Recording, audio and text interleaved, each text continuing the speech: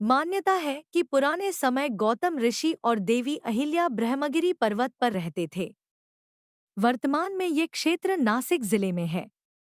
गौतम ऋषि तपस्वी थे, इस कारण उन्हें हर जगह मान सम्मान मिलता था।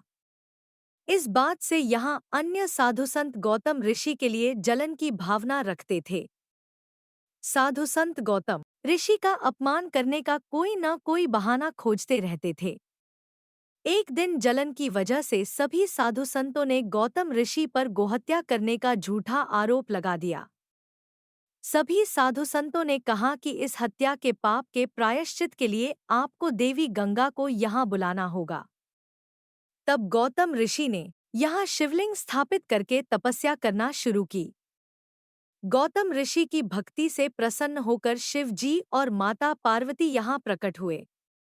जब शिव जी ने गौतम ऋषि से वरदान मांगने को कहा तो गौतम जी से वरदान में मांगा कि देव नदी गंगा को यहाँ भेज दीजिए।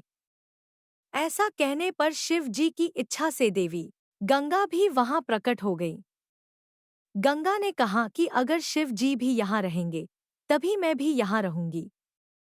गौतम ऋषि को वरदान देने और देवी गंगा की इच्छा पूरी करने के लिए शिव जी यहाँ ज्योति रूप में विराजमान हो गए।